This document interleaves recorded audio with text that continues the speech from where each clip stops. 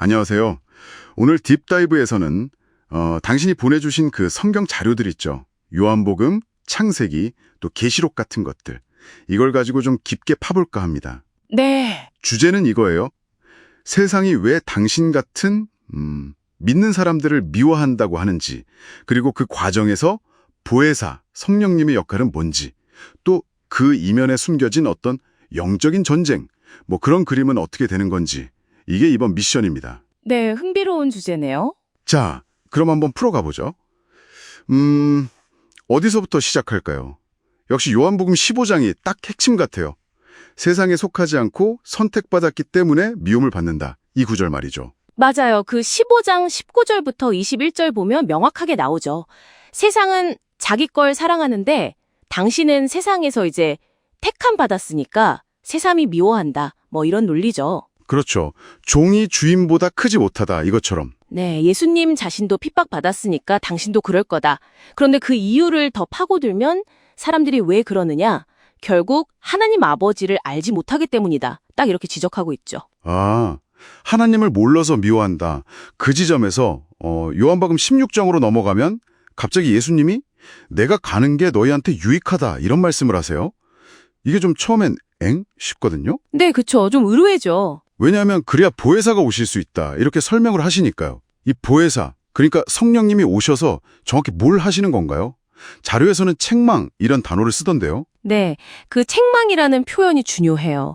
이게 그냥 꾸짖는다는 느낌보다는 세상이 잘못 알거나 뭐랄까 외면하고 있는 진실을 드러내신다. 이런 의미로 해석이 돼요. 아, 진실을 드러내신다. 네, 구체적으로 세 가지인데 첫째는 죄. 이게 그냥 우리가 생각하는 자잘한 잘못이라기보다는 근본적으로 사람들이 예수님을 안 믿는 것. 그걸 죄라고 딱 집어서 말씀하시는 거고요. 믿지 않는 것 자체가 죄다. 그렇죠. 둘째는 의. 이건 예수님이 아버지께로 가셔서 우리가 이제 못 보게 되잖아요. 그러니까 그분의 부활, 승천, 이걸로 증명된 예수님 자신의 완전한 의로움, 그걸 말하는 거고요. 네네. 마지막 셋째는 심판. 이 세상 임금, 그러니까 사탄이죠. 사탄이 이미 십자가를 통해서 심판받았다. 이 사실을 선포하시는 역할. 그게 보혜사의 역할이라는 거죠. 죄의 심판에 대한 세상의 무지를 딱 깨우시는 거네요. 그런데 주신 자료는 여기서 한 발 더 나가요. 이 모든 일의 배경에 있는 더 큰 그림, 하나님의 성육신 계획에 대한 되게 독특한 해석을 제시하더라고요. 아, 네네. 그 부분. 전능하신 하나님이 왜 굳이 피조물이 되셨나? 이 질문에 대한 답이랄까요? 맞습니다. 그 해석을 보면 하나님은 피조물이 뭐 두려워서가 아니라 진짜 사랑으로 자발적으로 순종하길 원하셨기 때문에 아예 창조 전에 이미 십자가, 그러니까 스스로 피조물이 되는 길을 계획하셨다 이렇게 보는 거죠. 와, 창조 전에 이미요. 네. 그래서 이 성육신 사건 자체가 하나의 거대한 뭐랄까 리트마스 시험지 같은 역할을 했다는 거예요. 누가 진짜 하나님을 사랑하는지. 그러니까 피조물이 되신 하나님께도 순종하는 사람, 그리고 그렇지 않은 사람. 오히려 그분을 거부하고 막 이웃을 억압하는 사람들. 이걸 명확하게 갈랐다는 거죠. 아, 그렇군요. 특히 이 해석은 그 타락한 천사들, 사탄 있잖아요. 그들이 실제 하나님을 눈앞에서 보고도 불복하고 심지어 죽이려고까지 했던 그 죄. 그게 바로 이 성육신을 통해서 너무나 명백하게 드러났다. 이렇게 강조를 하더라고요. 하나님이 인간이 되신 사건이 그 천사들의 반역까지 확 드러내는 계기가 됐다. 와, 깊네요. 이 사탄의 역할에 대해서 창세기 3장 그 뱀 이야기랑 연결하는 부분도 되게 인상 깊었어요. 네, 그 저주 부분이죠. 배로 다니고 흙을 먹을지니라. 네, 거기서 흙의 의미를 푸는 방식이 좀 독특했어요. 그렇죠. 자료에서는 욥기나 이사야서 같은 다른 구절들을 좀 가져와서 흙이나 티끌, 이게 종종 되게 연약한 사람을 상징한다. 이렇게 해석해요. 뭐 구더기, 벌레 이렇게 표현되기도 하고요. 아, 흙이 사람을요? 네. 그래서 사탄이 흙을 먹는다는 건 결국 타락한 사람들 위에서 군림하면서 그들을 미혹하는 상태, 이걸 나타낸다고 보는 거죠.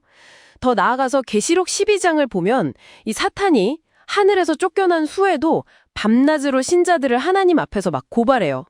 참소하던 자라고 나오죠. 참소, 고발한다. 뭘 고발하는 건가요? 핵심 내용이 뭘까요? 그 해석에 따르면 사탄의 주된 고발 내용, 그러니까 참소 내용은 이거예요. 하나님이 주신 계명 있잖아요. 하나님 사랑, 이웃 사랑. 그거 피조물 수준에서는 절대로 못 지킵니다. 그거 너무 무리한 요구예요. 이런 식이죠. 아, 계명 자체가 잘못됐다 뭐 이런 건가요? 그렇죠. 그걸 통해서 하나님의 법 자체가 불완전하고, 그러니까 자기 사탄한테 내려진 심판도 부당하다 이렇게 항변하려는 거라는 거죠. 하나님의 공의랑 사랑 양쪽에 다 흠집을 내려고 시도하는 거예요. 그럼 진짜 궁금해지네요. 사탄의 주장이 맞는 걸까요? 하나님의 계명은 정말 지키기 불가능한 건가? 이 질문이 바로 나오는데요. 자료는 뭐라고 답하나요? 아주 단호하게 아니다라고 말해요. 피조물 스스로의 힘으로는 불가능할지도 모르죠. 하지만 하나님의 도움, 그러니까 십자가에서 흘리신 예수님의 피, 이걸 어린 양의 피라고 하죠. 그리고 그 결과로 주어진 새 언약, 그게 바로 우리 안에 오시는 보혜사 성령님, 이걸 힘입으면 가능하다는 거예요. 우리 힘이 아니라 성령님을 통해서? 네, 성도들이 예수님처럼 죽기까지 순종하면서 죄랑 싸워서 이기는 그 삶 자체가 계명을 지킬 수 있다는 증거가 된다는 거죠. 단순히 이론이 아니라 삶으로 증명한다. 맞습니다. 특히 그 계시록 6장이나 12장에 보면 순교자들 혹은 천열매라고 불리는 사람들이 언급돼요. 네네. 이 사람들의 삶과 죽음이 바로 그 증거가 된다는 설명이에요. 정해진 수의 증인들이 죽기까지 믿음을 지킴으로써 하나님의 계명이 진짜고 지킬 수 있는 거라는 걸 온 우주 앞에 최종적으로 확증하게 된다. 뭐 이런 해석인 거죠. 와, 그렇군요. 자, 그럼 오늘 내용을 한번 정리해보자면요. 당신이 주신 자료들을 통해 본 내용은 대략 이렇습니다. 세상의 미움은 어쩌면 필연적이다. 근데 그 가운데 보혜사 성령님은 우리 안에서 죄와 의, 심판에 대한 진실을 깨닫게 하신다. 네. 더 큰 그림에서 보면 하나님이 인간이 되신 사건, 성육신은 사랑과 반역을 갈랐고 사탄은 계속해서 계명 못 지킨다고 고발하지만 그렇죠. 하지만 십자가의 은혜랑 성령님의 능력으로 우리는 계명을 지킬 수 있다. 그리고 어떤 사람들의 삶은 그 자체로 강력한 증거가 된다. 이런 이야기였네요. 네, 정확합니다. 마지막으로 당신에게 하나의 질문을 좀 던지면서 마무리할까 하는데요. 네, 어떤 걸까요? 계시록 6장 11절 보면 그 순교한 영혼들한테 이런 말씀이 있어요. 아직 장시 동안 쉬어라. 너희 동무 종들과 형제들도 자기처럼 죽임을 당해서 그 수가 차기까지 기다려라. 이런 내용이거든요. 그 수가 차기까지. 네. 이 거대한 우주적인 논쟁 안에서 한 사람 한 사람의 믿음의 여정, 때로는 죽음까지도 각오하는 그 순종이 어떻게 하나님의 길, 또 그분의 계명이 진짜 진실하다는 걸 보여주는 증거가 되는 걸까요? 그 의미가 오늘 당신의 삶과는 또 어떻게 연결될 수 있을지 한번 깊이 생각해 보시면 좋겠습니다.